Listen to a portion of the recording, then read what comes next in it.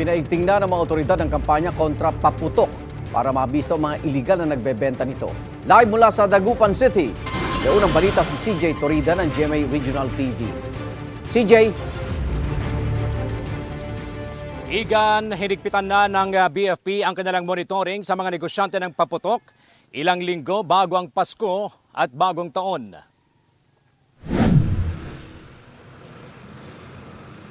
Sinuyod ng mga kawani ng Bureau of Fire Protection ang mga pwesto sa bahaging ito ng Rizal Avenue sa Barangay Poblasyon, Mangaldan, Pangasinan. Layon ng inspeksyon na mabisto ang mga patagong nagbebenta ng paputok sa bayan. Hindi raw kasi maiwasan na ngayong nagsimula ng holiday season, may mga paisa-isa nang magbebenta ng paputok kahit wala pang permit. Negative naman po, wala naman po yung mga nagbebenta pa sa ngayon ng paputok. And yung minomonitor po natin na yung mga nagbebenta ng illegal at patago. Ayon sa pamunuan ng Mangaldan Fire Station, may 8 negosyante na ang nagsumite ng aplikasyon sa kanilang tanggapan para magbenta ng paputok. Na-issuean na sila ng Fire Safety Inspection Certificate na isa sa mga requirement para makakuha ng permit sa LGU at Camp Crame. Papayagan silang magbenta ng paputok simula December 28 hanggang December 30. Pero pwede raw itong ma-adjust depende sa pakiusap ng mga negosyante sa lokal na pamahalaan.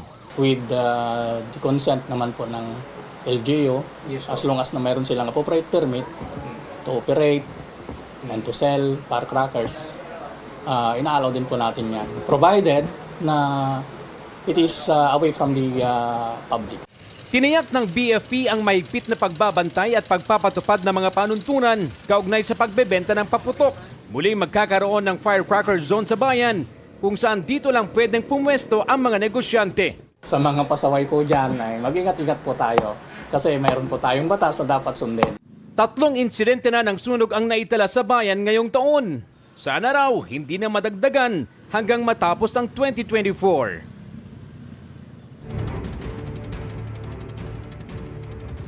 Igan, ang sabi ng BFP, ang kanilang pagpapaigting sa kampanya kontra paputok ay bahagi ng kanilang pag-iingat upang makaiwas sa insidente ng sunog.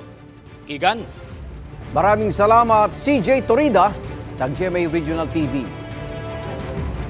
Igan, mauna ka sa mga balita, mag-subscribe na sa GMA Integrated News sa YouTube para sa iba't ibang ulat sa ating bansa.